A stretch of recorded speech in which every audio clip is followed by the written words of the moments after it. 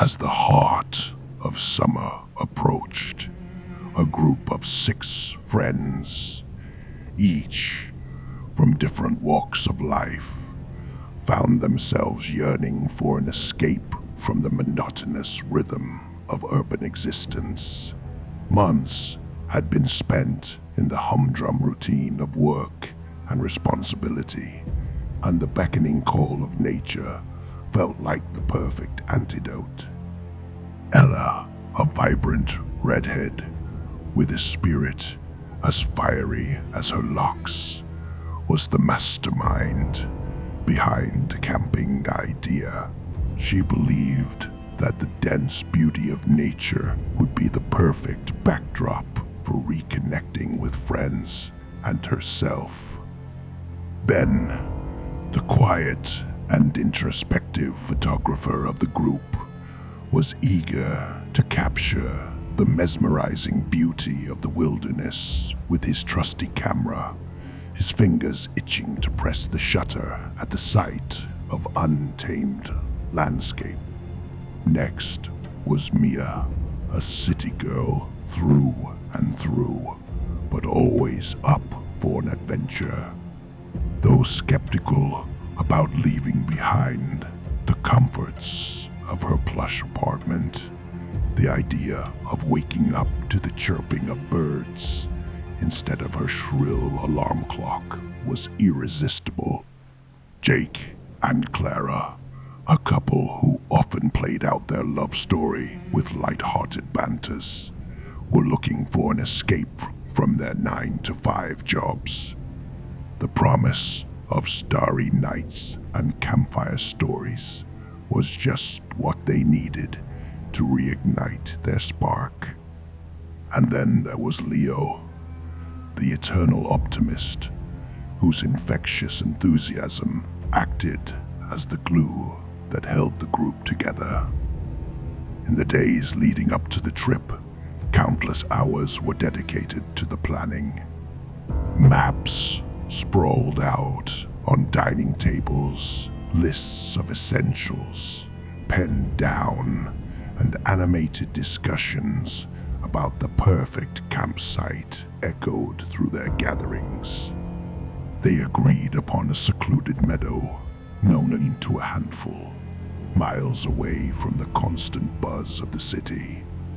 Its reputation was that of serenity and untouched beauty, a slice of earth that time seemed to have forgotten. As departure day dawned, a medley of emotions filled the air. There was excitement, certainly, but also a hint of anxiety about the unknowns of the trip. Their car, a rugged old SUV with a history of its own, was packed methodically. Every inch of space was utilized, from the tents and sleeping bags neatly rolled to the food and water containers stacked in an organized chaos. The trunk was a visual testament to their thorough preparation, and as they set forth, the city skyline in their rearview mirror, there was a collective feeling of leaving behind the mundane in pursuit of the extraordinary. Their journey was more than just a physical transition from the urban to the wild. It was punctuated by shared memories, the melodies of their favorite songs blaring from the speakers, and pit stops at quaint diners dotting the highway. The road unraveled like a ribbon before them, flanked by an ever-changing landscape. From the concrete jungle of the city to the vast stretches of green meadows and dense forests, every mile traveled seemed to peel away a layer of their daily stresses, drawing them closer to the untouched embrace of nature.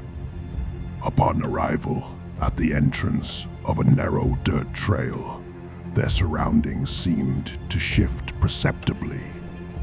The dense forest canopy and the untouched environment made them feel as though they had crossed an invisible threshold into a world of its own. As they stepped out of the SUV, a sudden realization dawned upon them. Every single mobile phone amongst them had lost its signal. Screens that usually displayed bars of connectivity now showed the disconcerting "no service" message. Mia, usually glued to her device, was the first to voice her concern. "Hey, did anyone else's signal just drop?" she asked, holding up her phone to show the blank signal icon. Jake pulled out his phone and frowned.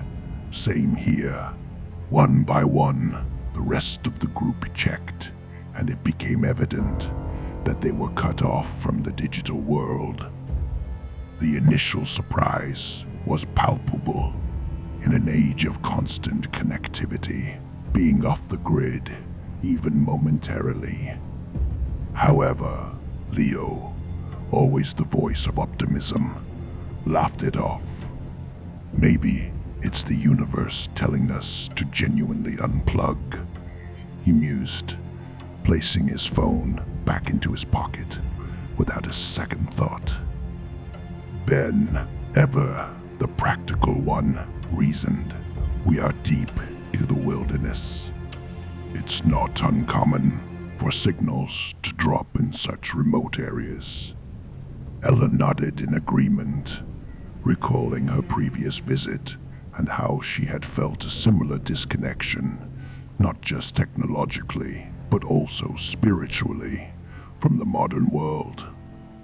Choosing to see it as a blessing in disguise, the group decided not to dwell on it. They focused on the immediate task at hand, setting up camp and beginning their immersive experience in nature, free from digital distractions. Little did they know, the lost signal was just the beginning of the mysteries that awaited them. With the location settled upon and the loss of signal momentarily pushed to the back of their minds, the group's focus turned to establishing their temporary residence in the wilderness. Ella and Leo began to pitch the tents, their hands working in tandem as they threaded poles and secured the fabric. Jake and Clara busied themselves with gathering firewood, their laughter echoing as they raced each other to find the best logs. Meanwhile, Ben captured these candid moments with his camera, and Mia took charge of arranging the camp kitchen. Amidst this hive of activity, one member of their group, Alex, stood apart. A natural observer with a keen eye for detail, Alex felt a growing unease. It wasn't just the loss of the phone signals that bothered him. He gazed up at the night sky and was met with an unexpected sight. The moon, usually a radiant silver, was now bathed in an eerie crimson hue. It wasn't an ordinary blood moon that one reads about. It was more vivid and seemed to pulsate with an energy of its own. He voiced his concerns. "Guys, have you noticed the moon? Doesn't it seem off?" The others glanced up, but they brushed it off. Mia teased, "Always the conspiracy theorist, aren't you, Alex?" Leo chimed in, "Probably some atmospheric phenomenon." Their laughter was a stark contrast to the weight growing in Alex's chest. However, the jovial atmosphere was abruptly cut short. From the depths of the forest, deafening scream pierced the night air. It was neither animal nor human, something more guttural and filled with an anguish that resonated through the trees. The once bustling campsite went still. Their playful teasing and laughter halted as each face turned pale, their eyes wide with genuine concern. The reality of their isolation, combined with the inexplicable events, began to sink in. They were in the heart of the wilderness, with no means to communicate with the outside world, and surrounded by the unknown. The unsettling scream, echoing through the stillness of the night, left the group with a choice: to confront the source of the sound, or remain in their camp, vulnerable to the mysteries of the forest. There was a shared, unspoken agreement that they couldn't merely sit by. They had to investigate. Gathering their wits, the group equipped themselves with the basic tools they had: torchlights, a few ropes, and makeshift staffs from the longer logs Jake and Clara had collected earlier. Ben's camera was replaced with a sturdier walking stick, while Mia, normally averse to any form of confrontation, found her resolve as she picked up a hefty branch. Guided by the unnatural crimson hue of the moon, they ventured towards the source of the haunting scream. As they delved deeper, the trees began to thin out, revealing an ominous sight. Bathed in the deep red glow of the moonlight stood the entrance to a cave, its mouth wide and seemingly beckoning them closer. Alex, who had already been on edge, noticed something even more peculiar. Affixed to the cave's entrance was a metallic plate, illuminated by the moon's glow. As they got closer, they could make out a series of digital numbers, flashing erratically. The sequence appeared non-random, almost as if it was trying to convey a message, or perhaps a warning. The sight of modern technology juxtaposed against the raw, ancient backdrop of the cave was jarring. The group exchanged wary glances, each aware that they were on the brink of uncovering a mystery far beyond their original plans for a simple retreat into nature. Their trepidation was palpable, yet their curiosity drove them forward, with the cave's secrets lying just beyond its threshold. Steeling their nerves, the group ventured past the cave's threshold, their torchlights cutting through the darkness, revealing the interior's chilling secrets. The beams landed on an unsettling sight: skeletal remains scattered haphazardly throughout. Human skulls, their empty eye sockets staring blankly ahead. Rib cages and limbs lay strewn across the ground, remnants of lives once lived. A collective gasp echoed through the cave's hollows. The weight of their discovery pressed down on them, the air thickening with a palpable tension. Mia's grip on her makeshift staff tightened, her knuckles white, while Jake and Clara clung to each other, drawing strength from their bond. The sheer number of skeletons suggested that this wasn't a mere accident or coincidence, but rather something far more sinister. At this horrifying revelation, the group faced a dilemma. Part of them, driven by primal fear, felt the urgent need to turn back, to distance themselves from this morbid chamber of secrets. Yet another part, perhaps fueled by the human instinct for closure or sheer curiosity, felt compelled to push on, to seek answers and to understand the chilling narrative behind Burimei. After a moment of heated debate, with voices echoing eerily in the cave, the group's unity prevailed. They resolved to delve deeper to uncover the heart of the cave, and, with it, secrets. As they ventured further into the abyss, the cave's walls seemed to close in on them, the path winding and narrowing, and the chilling remnants of the past guiding their way into the unknown. As the group navigated deeper into the cave's bowels, the torchlights revealed intricate carvings etched onto the walls. Among these, a symbol stood out, a grotesque representation of what appeared to be a goblin. Its twisted features were meticulously detailed, with bulging eyes, sharp claws, and an exaggerated grin, stretching impossibly wide, revealing rows of jagged teeth. Alex, drawn to the emblem, approached to get a closer look.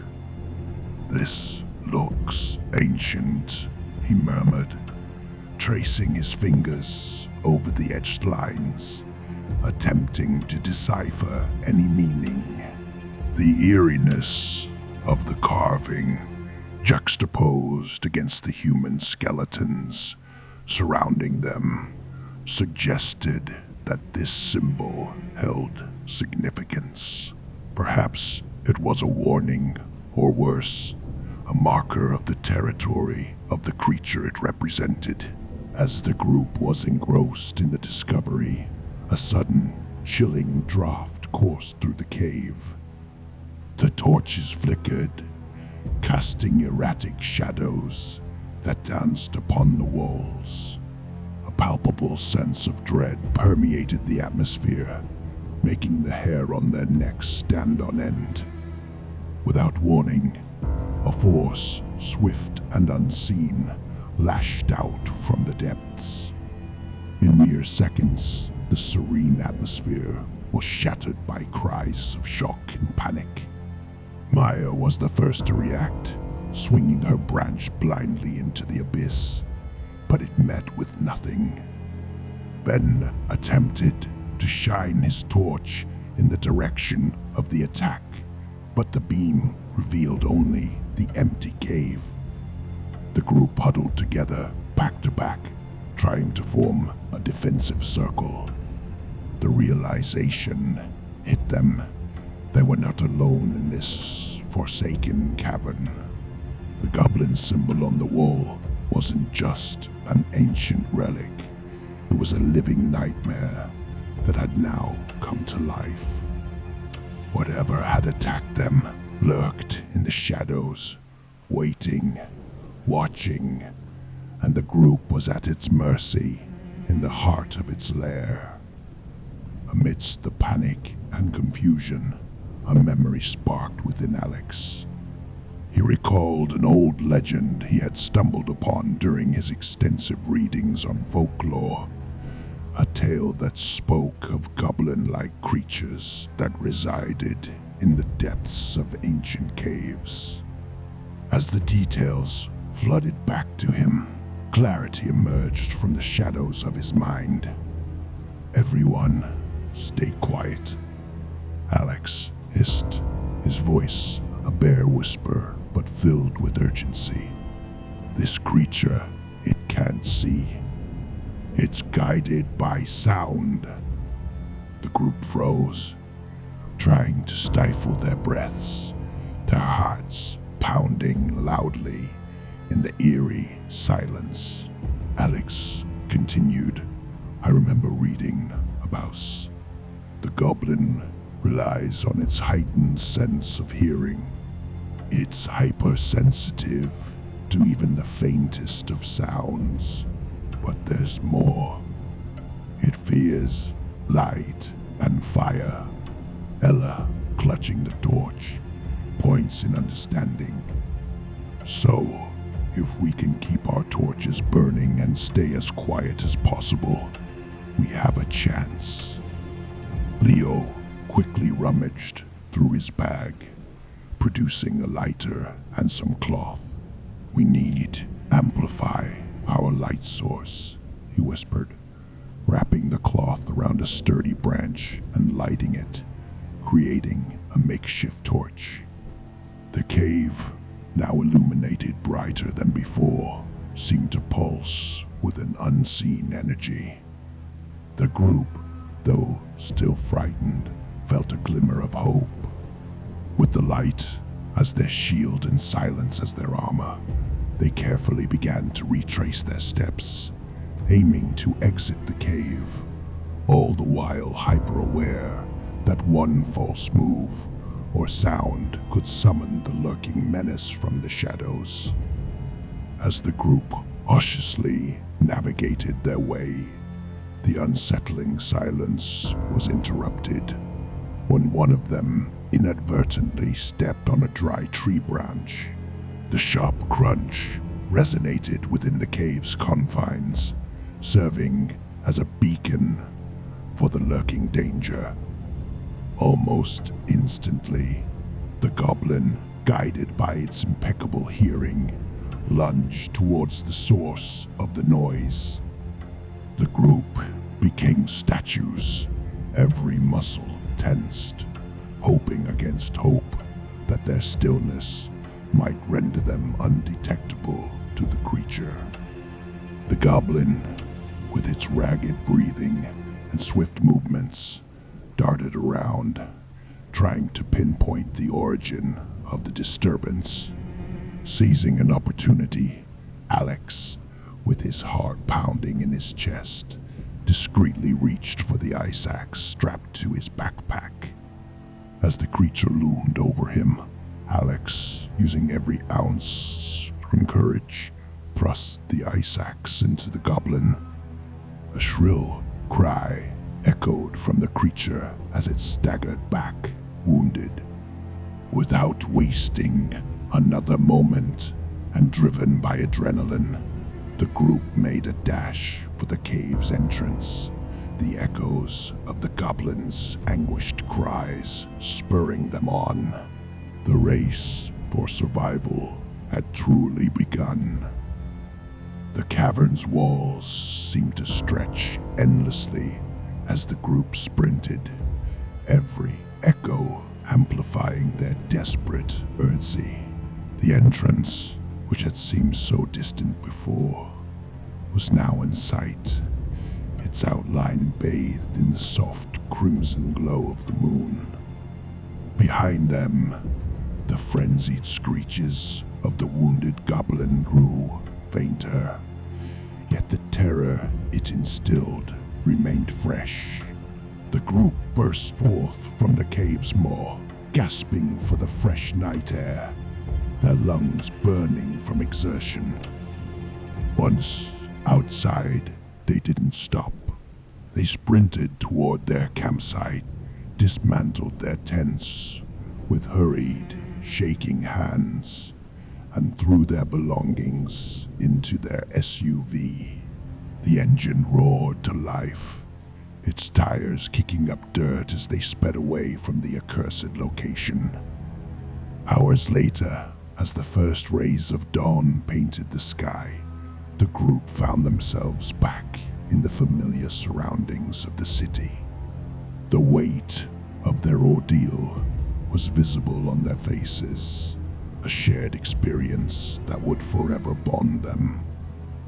They had escaped the clutches of a legend come to life, a tale that would be whispered around campfires, but always with a shudder and a glance over the shoulder, for they knew that somewhere out there, in the depths of a cave, the goblin still lurked, waiting for its next unsuspecting visitor.